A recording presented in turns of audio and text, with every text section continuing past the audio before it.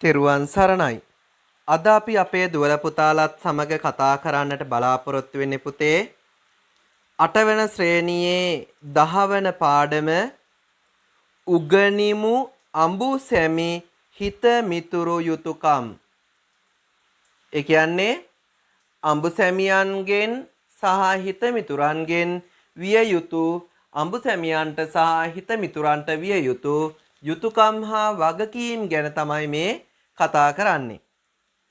එහෙනම් මේ අඹුසැමි සහ හිතමිතුරු යුතුයකම් ගැන කතා කරන සූත්‍රය මොකක්ද පුතේ? ඔව්, සිඟාලෝවාද සූත්‍රය. හරි. බුදුරජාණන් වහන්සේ මේ සිඟාලෝවාද සූත්‍රය දේශනා කළේ කාටද පුතේ?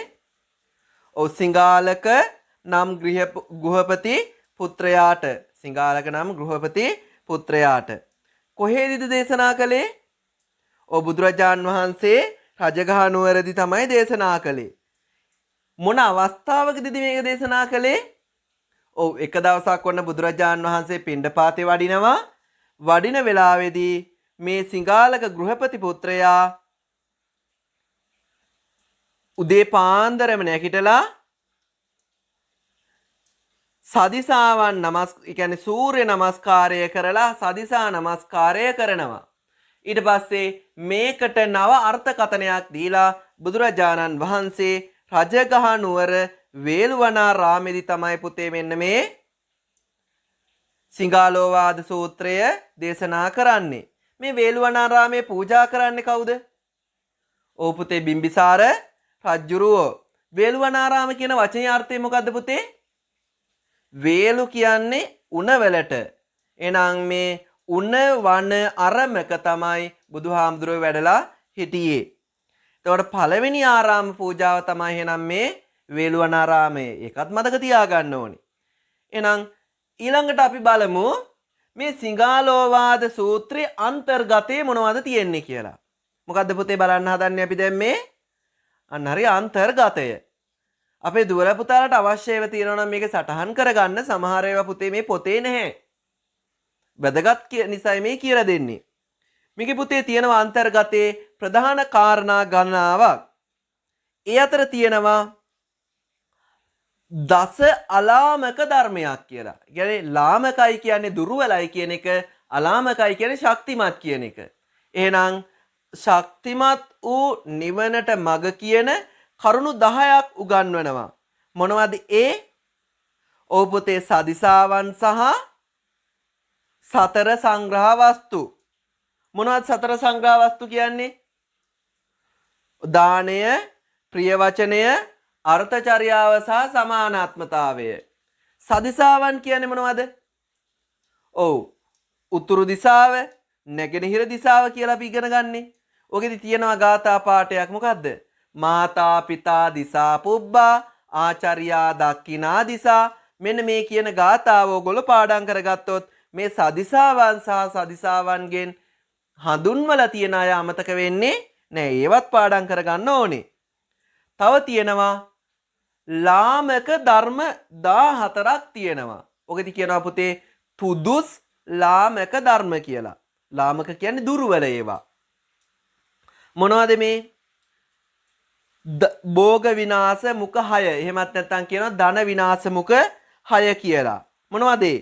අවේලාවේ වීති සංචාරය කිරීම, ඇවිදින්න යන එක, නැටුම් ගැයුම් වැයුම් බලන්න යන එක, ඊට පස්සේ කම්මැලිකම, සුරාවට ලොල් වීම, සූදුවට ලොල් වීම, ස්ත්‍රීන්ට ආසා කිරීම, මෙන්න මේ වගේ ධනය විනාශ වෙන කරුණු 6ක් ගැන කියනවා. ඊළඟට අන්න සතර කර්මක්ලේශ කියනවා. කර්මක්ලේශ 4ක් කියනවා. කෙලෙස් කර්ම, කෙලෙස් එකතු වෙන කරුණු 4ක් උගන්වනවා. මොනවද මේ? ප්‍රාණඝාතය, අදත්තාදානය, එමත් නැත්නම් හොරකම, කාම මිත්‍යාචාරය, එමත් නැත්නම් වැරදි කාම සේවනය. ඊළඟ එක තමයි මොකද්ද? මුසාවාදය, බොරු කියන එක. සතර කර්මක්ලේශ කියලා උගන්වනවා. ඊළඟ එක තමයි පුතේ සතර අගති. අගති කියන්නේ පල්ලෙහාට වැටෙනවා කියන එකයි. සුගති කියන්නේ ඉහළට යනවා කියන එකයි. එහෙනම් පල්ලෙහාට වැටෙන ඔබ ඉන්න තැනින් පල්ලෙහාට වැටෙන කරුණු හතරක් කියනවා. ඒවට කියනවා අගති කියලා. සතර අගති කියනවා. මොනවද? ඡන්දය, ද්වේෂය, භය, මෝහය කියන මෙන්න මේ කරුණු හතරට කියනවා පුතේ සතර අගති කියලා. එහෙනම් මෙන්න මේවා තමයි සිංහාලෝවාද සූත්‍රයේ අන්තර්ගත වෙලා තියෙන්නේ. එහෙනම් මොනවද? දස අලාමක ධර්මයි, තුදුස් ලාමක ධර්ම කියන මෙන්න මේ කාරණා 24 මේ සූත්‍රයේ අන්තර්ගත වෙලා තියෙනවා. මතක තියාගන්න. මේ කරුණු 24 තුලින් අපේ පුතාලට දුවලට කතා කරන්නේ කාරණා කීයක්ද? දෙකක්. කියන්නේ සදිසාවන් වලින් දිසා දෙකයි මේ පාඩමේදී කතා කරන්නේ. මොනවද පුතේ දිසා දෙක? ඔව් එකක් තමයි මොකද්ද? පශ්චිම දිසාව. එහෙමත් නැත්නම් බටහිර දිසාව. මේ බටහිර දිසාවෙන් හඳුන්වන්නේ කාවද? ඔව් අඹු සැමියන්ව. ඊළඟ එක මොකද්ද කතා කරන දිසාව? ඔව් උත්තර දිසාව. මොන දිසාවද?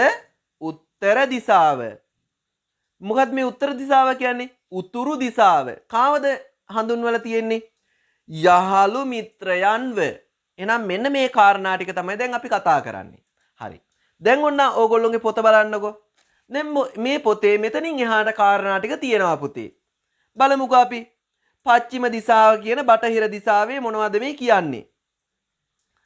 මේ බටහිර දිසාව කියන්නේ දිසාවන් අතර කියවෙන තුන්වෙනි දිසාව. මේ තුන්වෙනි දිසාවෙන් නියෝජනය වෙන්නේ කවුද? අඹු සැමියන්. කියන්නේ බිරිඳ සහ ස්වාමියා. දැන් මේක බුදුහාමුදුරු දේශනා කරන්නේ කාටද? සිංහාලක ගෘහපති පුත්‍රයාට. එනම් පළවෙනියට එන්නේ ස්වාමියෙක්ගෙන් බිරිඳට විය යුතු යුතුයකම් ටික. මොනවද වෙන්න ඕනේ? ඔන්න ස්වාමියෙක්ගෙන් බිරිඳකට වෙන්න ඕනේ යුතුයකම් ටික. දැන් අපේ දුවලා පුතාලා ඕවා දැනගෙන ඉන්න ඕනේ. ඇයි හේතුව? ඔගොල්ලෝ ඉදිරියට සමාජයට මුහුණ දෙන්න ඕනේ. සමිතියක කතා කරන්න පුළුවන් වෙන්න ඕනේ නේද? ඒ නිසා මේවා හොඳට මතක තියාගන්න ඕනේ. එහෙනම් ඔන්න මතක තියාගන්න පළවෙනි එක මොකද්ද පුතා කියන්න බලන්න. ඔව් සම්මානන කියලා කියනවා. මොකද්ද? සම්මානන. ඒ කියන්නේ දුව කියන්නකෝ බලන්න ඒකේ තේරුම. ඔව් සම්මාන කිරීම. මොනවද පුතේ මේ සම්මාන කරනවා කියලා කියන්නේ? ඔව් පුතා කියන්නකෝ බලන්න. අන්න හරි. මොකද්ද? බිරිඳට සැමියා විසින් ගරු කිරීම කියන එකයි. ඒ ගරු කරනවා කියන්නේ මොනවද? ආහාර පාන ටික දෙනවා නේද? ඊට පස්සේ ඥාති හිත මිත්‍ර ආදීන්ට හඳුන්වලා දෙනවා. ගෙදර දොරේ තියෙන වැඩ කටයුතු ටික පවරලා දෙනවා. මෙන්න මේ වගේ දේවල් බිරිඳට ස්වාමියා විසින් කළ යුතුයි. ඊළඟ එක මොකද්ද පුතේ? අන්න හරි මොකද්ද? අනවමානන. අනවමානන. මොකද්ද පුතේ අර්ථය? ඔව් අවමන් නොකිරීම. ඒ කියන්නේ මොකද්ද?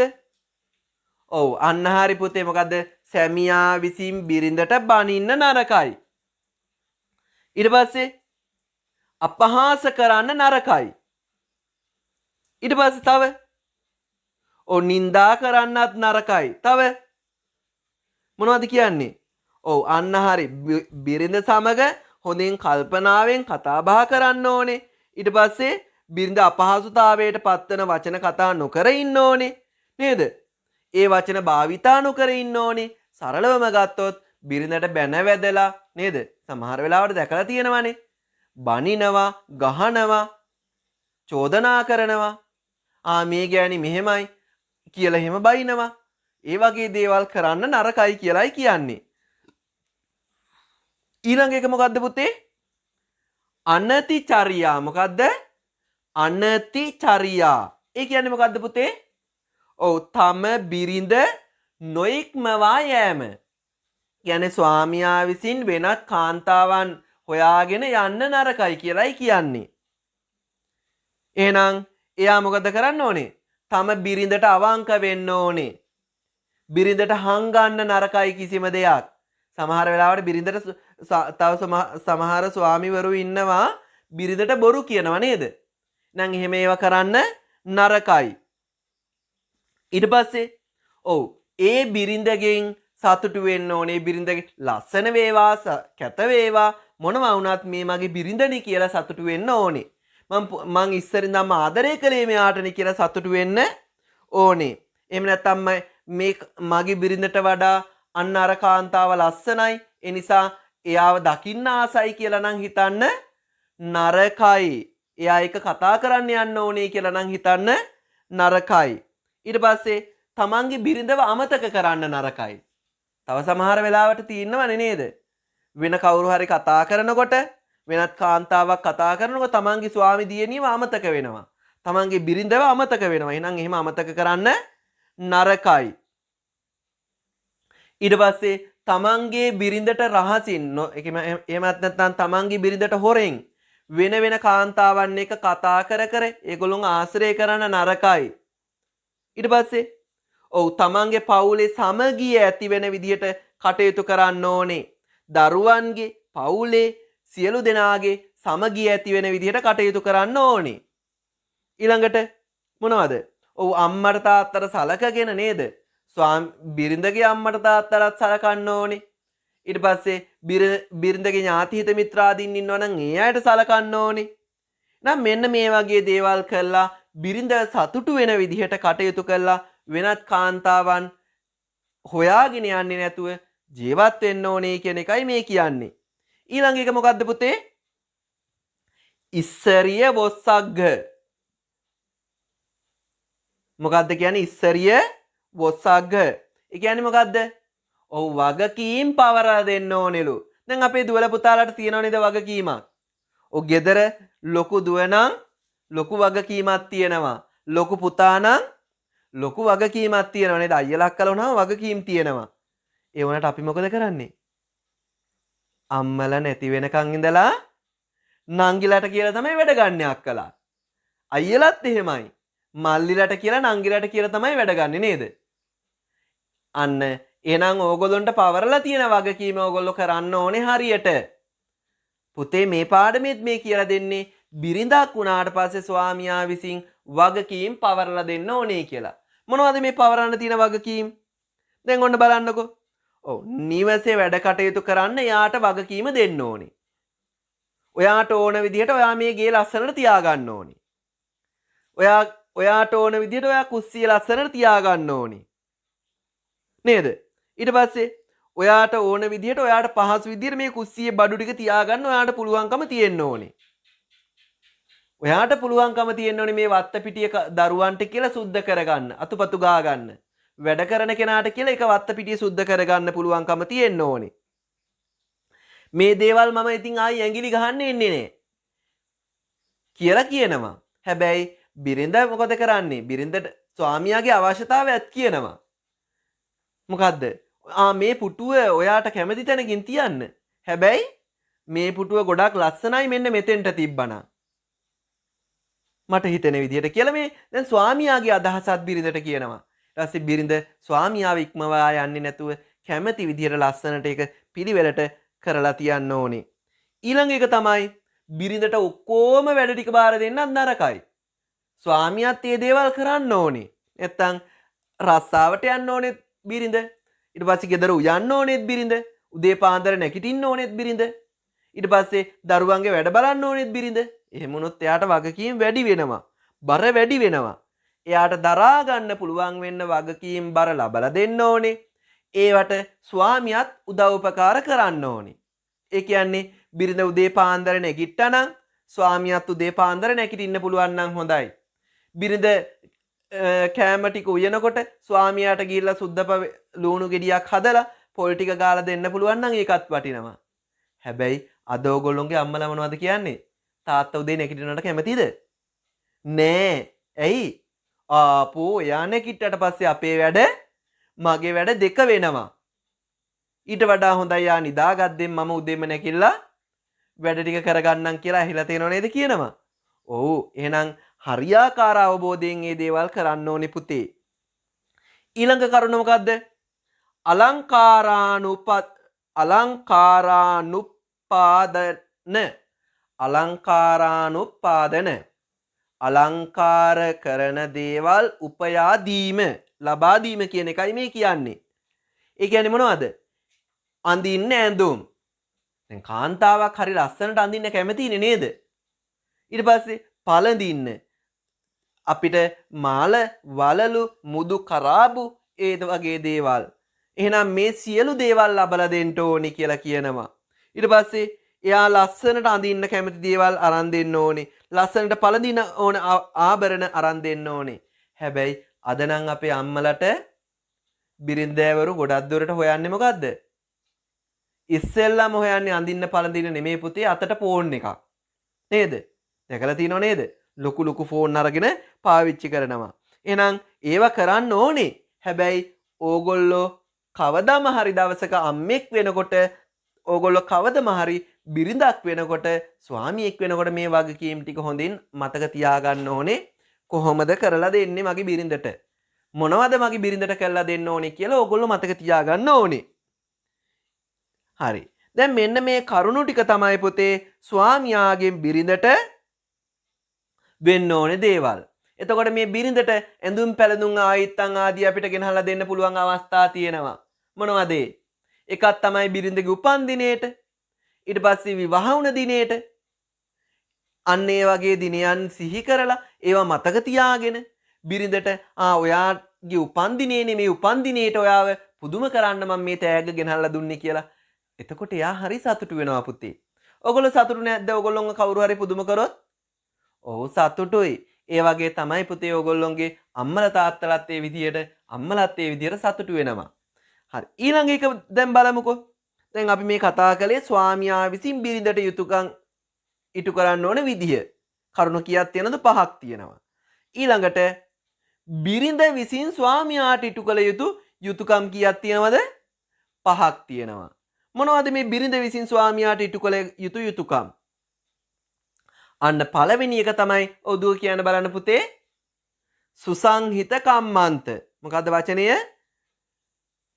සුසංගහිත කම්මන්ත. ඒ කියන්නේ gedara dora වැඩ කටයුතු සංවිධානාත්මකව ඉටු කිරීම. හරියට සංවිධානාත්මකව ඉටු කරන්න ඕනේ. උදේ කරන්න ඕනේ ඒක උදේ කරන්න ඕනේ. දවල් කරන්න ඕනේ ඒක දවල් කරන්න ඕනේ නේද? කියන්නේ කාලය කළමනාකරණය කරගෙන වැඩ කටයුතු කළමනාකරණය කරගෙන ඒවා බෙදාගෙන තමන්ගේ ස්වාමියාගේ හිතට සහනයක් දෙන විදිහට කරන්න ඕනේ කියන එකයි කියන්නේ. ඒ කියන්නේ මොකද්ද? ඔව්. එහෙනම් පවුලේ ආරක්ෂාව ගැන හිතන්න ඕනේ. තව පිරිසිදුකම, තමන්ගේ පිරිසිදුකම. සමහර වෙලාවට සමහර කාන්තාවෝ ඉන්නවා ඔගොල්ලෝගේ ගෙවල් වලත් ඉන්නේ ඇති. ඇඳුම් පැළඳුම් කිසිම එකක් පිරිසිදු නෑ නේද? හරිම අපිරිසිදුයි. එතකොට එහෙම අපිරිසිදු වෙලා ඉන්න නරකයි. එතකොට ඊළඟ එක තමයි පිරිසිදුකම. ඊළඟ එක ආර්ථික කටයුතු. දැන් ස්වාමියා බිරිඳට හම්බෙන මුදල ඔක්කොම ටික ගෙනහල්ලා දෙනවා. බිරිඳ හම්බෙන විදිහට වියදම් කරනවා. ගැලපෙනවද ඒක? නෑ. කොහොමද? අර ධනෙ වියදම් කරන්න කියන්නේ ඒකේන භෝගේන බුඤ්ජය ද්විහිකම්මං පයෝජයේ මතකයි නේද? ඊළඟට ආහාර පාන පිළියෙල කිරීම. තාත්තා කැමති ආහාර මොනවද? කියන්නේ ස්වාමියා කැමති ආහාර මොනවද කියලා ඒවා දැනගෙන අකමැති ආහාර මොනවද කියලා දැනගෙන කැමති ආහාර හදලා දෙන්න ඕනේ. කැමති වෙලාවට හදලා දෙන්න ඕනේ නේද? දැන් බඩගිනි වෙලාවට කැම ටික හදන්නේ නැතුව බඩගිනි නැති වෙලාවට කැම හදලා වැඩක් නෑ කියන එකයි මේ කියන්නේ. ඒ නිසා පුතේ එහෙනම් ඒ විදිහට අපි පිළිවෙලකට වැඩ කරන්න දැනගන්න ඕනේ. ඒක තමයි කියන්නේ සුසංගහිත පරිජනා කියලා. ඊළඟ එක අනතිචර්යා. ඒ කියන්නේ ඔව් අර ස්වාමියාට වගේම තමයි. තම සැමියාගේ විශ්වාසය දිනා ගන්න ඕනේ. ඊට පස්සේ තම ස්වාමියා හැරුණකොට වෙනත් පුරුෂයන් කරා යන්න නරකයි. ඊට පස්සේ වෙනත් පුරුෂයන් කතා කරනකොට තමන්ගේ ස්වාමියාව අමතක කරන්න නරකයි. නේද?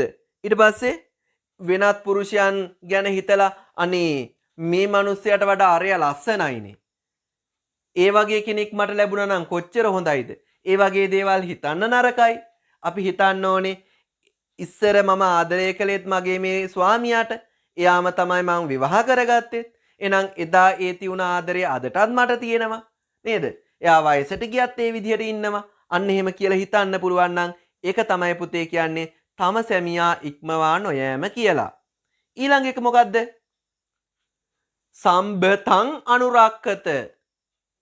සම්බතං අනුරක්ඛත. ඒ කියන්නේ උපයාගත් ධනය ආරක්ෂා කිරීම. ඒ කියන්නේ තම සැමියා විසින් උපයලා දුන්න ධනය නිසි ලෙස ආරක්ෂා කරන්න ඕනේ. අයවැය හොඳින් තුලනාත්මකව ගෙනියන්න ඕනේ. සමහර අය ඉන්නව නේද? ස්වාමියා කොච්චර හම්බ කරලත් මදි. මොකද හේතුව? බිරිඳ බියුටි කල්චර් කියයි නේද? කොණ්ඩේ හදන්න යයි, ඇස් වටේ හදන්න යයි. ඊට පස්සේ කටේ තොලේ ගානේව හොයයි, නියපොතු වල ගානේව හොයයි. එතකොට ස්වාමියා කොච්චර මුදල් ඉපෙව්වත් වැඩක් නෑ බිරිඳට ඒ වගේ දේවල් වලටම වියදම් කරනවා. එහෙනම් එහෙමම කරන්නත් නරකයි. ඊට පස්සේ ඒ අයවැය තුලණය කරගෙන ගෙනියන්න ඕනේ. ඊට පස්සේ සමහර වෙලාවට ස්වාමියා මුදල් හම්බ කරනවා. එතකොට බිරිඳ ස්වාමියාට හොරෙන් වෙන අයට දෙනවා ඒවා. එහෙනම් ඒ වගේ දේවල් නොකර ඉන්න ඕනේ. නේද? ඊට පස්සේ ඊළඟට ස්වාමියා හම්බ කරන මිල මුදල ආරක්ෂා කරගන්න යා වෙහෙසෙන්න ඕනේ. උපක්‍රමශීලී වෙන්න ඕනේ. ඊළඟ කරුණ මොකද්ද පුතේ? සබ්බ කිච්චේසු දක්ඛා අනලසා. සබ්බ කිච්චේසු දක්ඛා අනලසා. ඒ කියන්නේ සියලු කටයුතු වලට දක්ෂ වෙන්න ඕනේ. කම්මැලි නොවි කටයුතු කරන්න ඕනේ. ඒ කියන්නේ අතපසු නොකර ඉන්න ඕනේ. කම්මැලි නොවි නැගිටින්න ඕනේ. නේද? ඊට පස්සේ ගෙදර දොරේ වැඩ කටයුතු සාර්ථකව කරලා දෙන්න ඕනේ.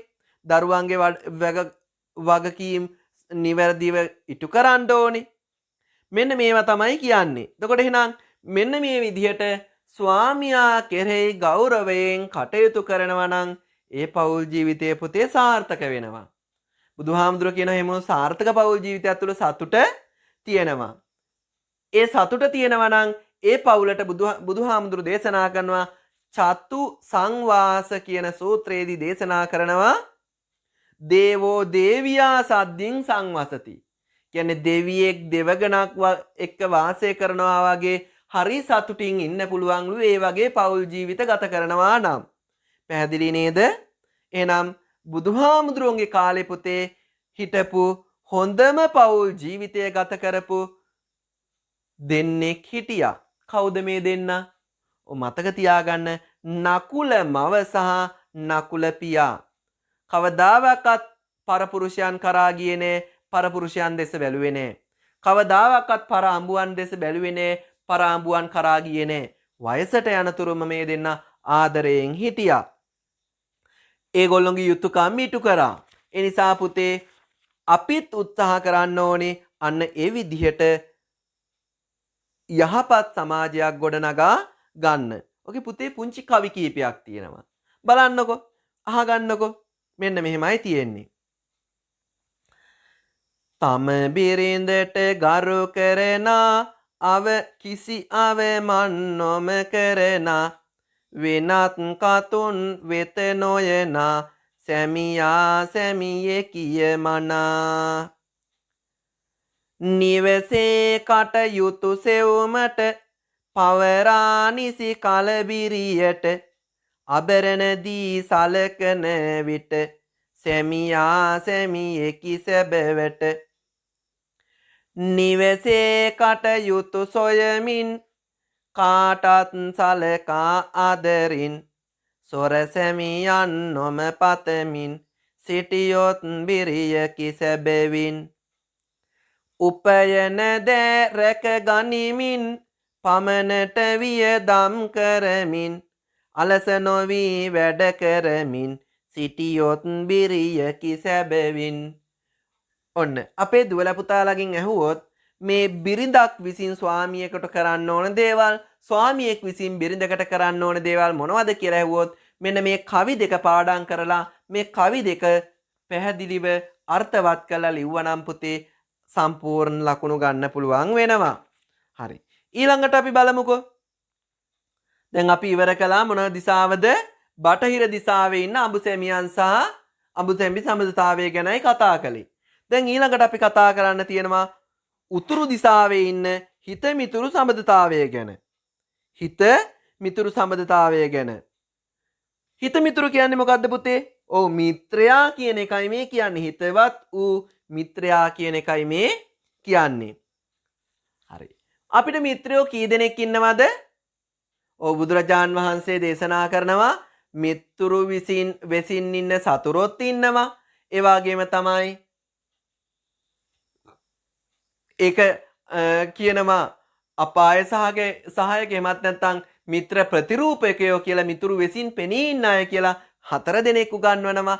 ඒකම තමයි කල්යාණ මිත්‍රයෝ කියලා 4 දෙනෙක් උගන්වනවා. බුදුරජාන් වහන්සේ මේ කල්යාණ මිත්‍රයෝ 4 දෙනා වශයෙන් මෙන්න මේ පුද්ගලයෝ 4 දෙනා කියනවා. කවුද? සමාන සුඛ දුක්ඛ. ඒ කියන්නේ දුකේදී සැපේදී සමානව ඉන්න කෙනා. අත්තක්කායි අනුකම්පක උපකාරක කියලා කල්යාණ මිත්‍රයෝ 4 දෙනෙක් ගැන කියනවා. එක දවසක් බුදුරජාණන් වහන්සේ ළඟට ආනන්ද හාමුදුරුව වඩිනවා. කවුද වඩින්නේ? ආනන්ද හාමුදුරුව. වැඩලා අහනවා බුදුහාමුදුරන්ගෙන් ස්වාමීනි භාග්‍යවතුන් වහන්සේ මේ ශාසනයේ අඩක් හරි අඩක්ම කල්යාණ මිත්‍රයන් මත පවතිනවා නේද කියලා අහනවා. මේ ශාසනයේ හරි අඩක් පවතින්නේ කල්යාණ මිත්‍රයන් මත නේද කියලා අහනවා. ඇහුවට පස්සේ බුදුහාමුදුරුවෝ කියනවා ආනන්දය හරි අඩක් නොව සම්පූර්ණ වශයෙන්ම ශාසනය පවතින්නේ කල්යාණ මිත්‍රයන් මතයි කියලා. සම්පූර්ණ වශයෙන්ම මේ ශාසනය පවතින්නේ කල්යාණ මිත්‍රයෝ මතලු. ඇයි හේතුව? කල්යාණ මිත්‍රයා කියලා කියන්නේ පුතේ නිතරම යහපතට යොදවන කෙනෙක්. එයා නිතරම උත්සාහ කරන්නේ යහපතට යොදවන්න. නරක අය ආශ්‍රය කරන්න අවස්ථාව දෙන්නේ නැහැ. ඊළඟට එයාගේ ළඟ තියෙනවලු ප්‍රධාන ගුණාංග කිහිපයක්. මොනවද පුතේ මේ ගුණාංග? ඔව් මොනවද? දානය, ප්‍රිය වචනය, අර්ථචර්යාව, සමානාත්මතාවය. මේකට කියනවා සතර සංග්‍රහ වස්තු කියලා කියනවා. ඊට අමතරව තියෙනවා තව මොකද්ද? නොරැවටීම. රවටන්නේ නැහැ තමන්ගේ මිත්‍රයාව. එහෙනම් මේ සිව් සංගරා වත කියලා හඳුන්වනවා. ඒ සිව් සංගරා වතට අමතරව තියෙනවා නොරැවටීම කියන කරුණත් යහපත් වූ කල්යාණ මිත්‍රයා තුල තියෙනවා කියලා බුදුහාමුදුරෝ දේශනා කරනවා. එතකොට ඒ කල්යාණ මිත්‍රයා විසින් මොනවද කරන්නේ? අන්න බුදුහාමුදුරෝ දේශනා කරනවා තම මිතුරාගේ අවශ්‍යතා දැන ඒ කෙරෙහි පරිත්‍යාගශීලීව ක්‍රියා කළ යුතුයි. මොකද්ද කියන්නේ මේ? ඔන්න අහගන්න. තම මිතුරාගේ අවශ්‍යතාවය දැන ඒ කෙරෙහි පරිත්‍යාගශීලීව කටයුතු කර යුතුයි. අවශ්‍යතාවය මොනවද කියලා දැනගෙන එයාට ඒකට උදව් උපකාර කරන්න ඕනේ කියනවා. හැම විටම තම මිතුරා නොරවටා ප්‍රිය ඌත් අර්ථවත් ඌත් වචන කතා කරන්න ඕනේ. තමන්ගේ යාළුවව රවටන්න නරකයි. ඒ යාළුවා කැමැති අර්ථවත් වචන කතා කරන්න ඕනෙලු. තම මිතුරාගේ මෙලොව දියුණුව හා පරලොව දියුණුව ගැන සිතිය යුතුයි. තම මිත්‍රයාගේ මේ ලෝකේ දියුණුවත් පරලෝකේ දියුණුවත් ගැන හිතන්න ඕනේ. එහෙනම් පව් කරන්න නරකයි. පවින් අත්මුදව ගන්න ඕනේ කියන එකයි මේ කියන්නේ. මිතුරාගේ ප්‍රතිචාර කෙබඳු උවත් වෙනසක් නොමැතිව සමානාත්මතාවයෙන් යුතුව යුතුයකම් ඉටු කර දෙන්න ඕනේ. ඒ කියන්නේ සමහර වෙලාවට මිතුරට කේන්ති යන්න පුළුවන්. කේන්ති කියලා බයිනවා. බැන්නට පස්සේ තමුසේ මට එපා. අන්න අපි අයින් වෙලා යනවා. තමුසේ වගේ යාළුවෝ වැඩක් නැහැ. එහෙම කියලා අයින් වෙන. පුතේ එහෙම වුණොත් කවදාවත් ඒ අය හොඳ මගට එන්නේ නැහැ. ඊට පස්සේ කිසි විටක මිතුරා රවටා අවස්ථාවාදී ලෙස කටයුතු කරන්න නරකයි. අවස්ථාවාදී වෙනවා කියන්නේ මේ අවස්ථාවේදී එයාගේ වැඩේ කරගන්න උත්සාහ කරනවා මිසක මිතුරා ගැන හිතන්නේ නැහැ. එහෙම වැඩ කරන්නත් නරකයි කියන එකයි මේ කියන්නේ. අපේ පුතාලා දන්නවද? විසාකා මහ උපාසිකාව චූටි කාලේ එයාට හිටිය යාළුවෝ ටික දෙනෙක්. යාළුවෝ කීප දෙනෙක් හිටියා. මේ විසාකාව බණ අහන්න පන්සලට යනවා. පුතේ ඒ වුණාට මේ යාළුවෝ බණ අහන්න යන්නේ නැහැ. හැබැයි මේ යාළුවෝ සෙල්ලම් කරන්න යනවා, නාන්න යනවා, ඔය වගේ දේවල් වලට යනවා. විසාකාවටත් කතා කරනවා. විසාකාවත් යනවා. හැබැයි විසාකාව කතා කරන ඕගොල්ලෝ දැන් අද මගෙත් එක පන්සල් එන්නේ නන්නේ. ඔන්න ඔහම ඉඳලා පුතේ එක දවසක් දැන් මේ විසාකාව හැමදාම යනවා. ඔහම ඉන්නකොට එක දවසක් විසාකාව කියනවා හැමදාම දැන් මං ඕගොල්ලෝ කියන විදිහට ඕගොල්ලොත් එක්ක යන්න ආවනේ. අද ඕගොල්ලෝ මගෙත් එක්ක යන්න ඕනේ. ඊට පස්සේ අපෝ බෑ. අපිට ගිහිල්ලා බෑ. ඔතන අහගෙන ඉන්න හරි කම්මැලි. කියලා කියනවා. ඊට පස්සේ කියනවා හරි ඕගොල්ලෝ අහගෙන ඉන්න ඕනේ. ඕගොල්ලෝ මගෙත් එක්ක යන්කෝ කියලා කියනවා. පුතේ ඔහොම ගිහිල්ලා බුදුරජාන් වහන්සේ දහම් දේශනා කරනවා ශ්‍රවණය කරනවා විසාකාව. හැබැයි යාගේ යාළුවෝ ටික දැන් අර මල් වත්තට වෙලා ඉන්නවා. ඔහොම ඉන්නකොට ඒ යාළුවෝ දැන් බුදුහාමුදුරුවෝ කියන ඒවා එහෙම් මෙහෙන් ඇහෙනවා. දේශනා කරන ධර්මයේ ටික ටික ඇහෙනවා. ඇහෙනකොට මේගොල්ලොන්ටත් ආස හිතෙනවා බණ අහන්න යන්න. පුතේ අර විසාකාව ළඟ හිටපු යාළුවෝ සියලු දෙනාමත් අන්තිමට බණ අහන්න සූදානම් වුණා කියන මේ කතාවේ සඳහන් වෙනවා. එහෙනම් බලන්නකො යහපත් කල්යාණ මිත්‍රයෙක් නෙමෙයිද කියලා. ඕගොල්ලෝ තුලත් ඔය වගේ යහපත් කල්යාණ මිත්‍රයෝ ඉන්නවා පුතේ. අපේ පන්තියේ පන්ති නායකයා කියන්නේ යහපත් කල්යාණ මිත්‍රයෙක්. අනිත් හැමෝම ආරක්ෂා කරගන්න කෙනෙක්. ඊට පස්සේ ඒකම තමයි විශේෂ නායකයා. ඒ විශේෂ නායකයා කියන්නේ හැම කෙනාම ආරක්ෂා කරගන්න කෙනෙක්. නොදන්න දේ කියලා දෙනවනේ. ඊට පස්සේ මෙන්න මේ ප්‍රධාන ශිෂ්‍ය නායකයා ඒත් එහෙමයි. එහෙනම් මේ ගුරුවරු ඒ සියලුම දෙනා ඔයගොල්ලන්ට කල්යාණ මිත්‍රයෝ පුතේ. ඒ නිසා ඒගොල්ලොත් එක්ක එකතු වෙලා හොඳින් කටයුතු කරන්න ඕනේ. ඒ කටයුතු කරනකොට මෙන්න මේ කල්යාණ මිත්‍රයාට එසේ සලකනකොට ඒ කල්යාණ මිත්‍රයා මොකක්ද දන්නවද කරන්නේ? යාළුවට පමා වූ මිතුරා රැක ගන්නවා. ඒ කියන්නේ යම් කිසි විදියකින් යම් කිසි දුර්වලකමක් ඒ මිත්‍රයාගේ දැක්කොත් අන්නේ දුර්වලකම පෙන්වලා දීලා එයාව යහපතට ගන්නවා. පමා වූ මිතුරාගේ ධනෙ ආරක්ෂා කරනවා. අර දුර්වලකම් තිබුණ මිත්‍රයාට ධනය වියදම් කරන විදිය, ධනය පරිහරණය කරන විදිය තේරෙන්නේ නැත්නම් අනිසි ලෙස ධනය වියදම් කරන්න හදනවනම් නෑ ඔහොම වියදම් කරන්න එපා. මේ ධනය ආරක්ෂා කරගන්න කියලා ඒක තේරුම් කරලා දෙනවා. ඊළඟට මිතුරාට බියක් පැමිණි විට මිතුරාට පිහිට වෙනවා. දැන් යාළුවට බයයි කොහේ හරි යන්න. අන්න ඒ අවස්ථාවේදී හරි ඔයා බය වෙන්න එපා මං ඔයත් එක්ක ඉන්නවනේ. ඔයාලට දෙයක් කරන්න බැරි නෑ මං ඔයත් එක්ක ඉන්නවනේ. බය වෙන්න එපා කියලා ඒ මිතුරාව අතහරින්නේ නැතුව මිතුරත් එක්ක ඉන්නවා. ආපදාවකදී මිතුරා හැර යන්නේ නැහැ. සමහර වෙලාවට අපේ යාළුවන්ට යම් යම් කරදර වෙනවා නේද? ඔෆිස් එකෙන් අරගෙන යනවා. එහෙමත් නැත්නම් යාළුවාට අනතුරක් වෙනවා. අපි මොකද කරන්නේ? යාළුවා ගැන හොයන්නේ නැහැ, බලන්නේ නැහැ. එහෙම දේවල් කරන්නේ නැතුව යාළුවව හොඳින් ආරක්ෂා කරගන්නවා යාළුවව අතහරින්නේ නැතුව. ඊළඟට ඒ මිතුරාගේ දරු මුණුපුරන්ව එයා විවාහ වෙලා ඉන්න කෙනෙක් නම් ඒ මිතුරාගේ දරුවන්ව ආරක්ෂා කරගන්නවා. ඊට පස්සේ ඒ දරු මුණුපුරන් ආරක්ෂා කරගන්නවා. ඊට පස්සේ දැන් අපි කියමුකෝ මිතුරා ලෙඩ වෙලා ඉන්නවා රෝහල්ගත වෙලා කියලා. ඒ රෝහල්ගත වෙලා ඉන්න තුරාවට ඒ යාළුවාට කෑම කොහමද? යාළුවාගේ දරුවන්ට කෑම බීම ටික කොහොමද? අන්න ඒවා හොයලා බලලා කටයුතු කරනවා කියන එකයි පුතේ මේ කියන්නේ. එහෙනම් මිත්‍රයෙක් වශයෙන් ඒ යුතුයකම් අපි ඉටු කරන්නත් ඕනේ. ඒ විතරක් නෙමෙයි පුතේ. මේ කල්යාණ මිත්‍රයෙක් තුල තියෙනවලු කරුණු හතරක්. මොනවද? මෙත්තා, කරුණා, මුදිතා, උපේක්ෂා කියන කරුණු හතර. මෙත්තා කියලා කියන්නේ මොකද්ද? මෛත්‍රී සහගත බව. අනේ පව් නේද? අනේ පව් මගේ යාළුවා මොනවා කළත් එයාට කරදරයක් වෙන්න එපා කියලා හිතන එක. කරුණා ඒ තමයි යාළුවාට මොකක් හරි අනතුරක් වුණොත් අනේ අපොයි පව් මගේ යාළුවා. ඒ නිසා යාළුවව අතහරින්න නැතුව ඉන්න ඕනේ. යාළුවා බලන්න යන්න ඕනේ කියලා හිතන එක. මුදිතා ඒ කියන්නේ මොකද්ද? මේ යහළුවගේ දියුණුව දැකලා සතුටු වෙන්න පුළුවන් වෙන්න ඕනේ. උපේක්ෂා ඒ කියන්නේ අන්න තමන්ට දුක යාළුවා සමහර වෙලාවට බනින අවස්ථාවන් තියෙනවා. ඒ අවස්ථාවන් වලදී එයා කෙරේ වෛර උපදව ගන්න නැතුව හොඳයි කියන වෙලාවේදී ඒ ගැන ලොකුවට ආඩම්බර නොවි කටයුතු කරන්නත් දැනගන්න ඕනේ කියන එකයි අපි තේරුම් ගන්න ඕනේ මෙන්න මේ කාරණා හතරෙන්. එහෙනම් අපි පුතේ මේ කතා කළේ මොනවද? සිඟාලෝවාද සූත්‍රයේන පශ්චිම දිසාව සහ උත්තර දිසාව කියන මේ දිසා දෙකේ පුද්ගල කණ්ඩායම් අතර තියෙන අන්තර් සම්බන්ධතාවය.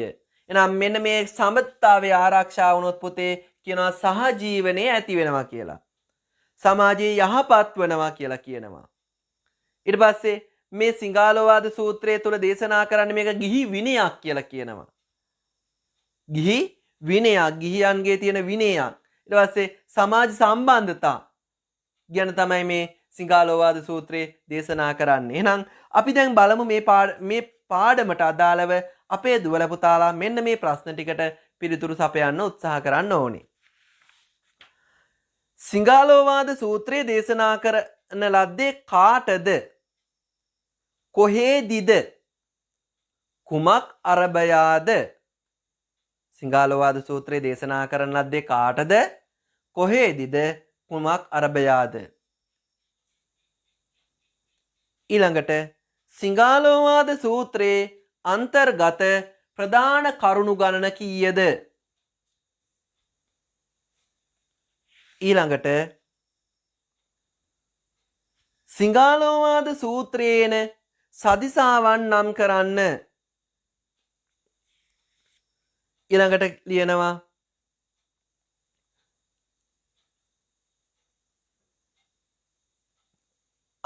අඹු සැමි යුතුයකම් හා වගකීම් පහ බැගින් ලියන්න. අඹු සැමි යුතුයකම් හා වගකීම්. එහෙමත් නැත්නම් ස්වාමියාගෙන් බිරිඳට විය යුතු යුතුයකම් පහ සහ බිරිඳගෙන් ස්වාමියාට විය යුතු යුතුයකම් පහ වෙන වෙනම ලියන්න.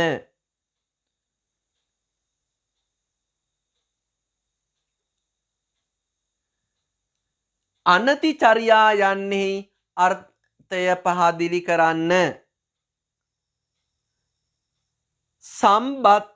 සම්බතං අනුරක්ඛත යන්නෙහි අර්ථය ලියන්න.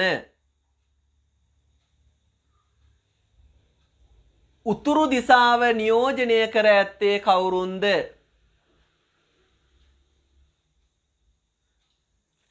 සතර සංග්‍රහ වස්තු නම් කරන්න. මිතුරාගෙන් මිතුරාට විය යුතු යුතුයකම් හා වගකීම් මොනවාද?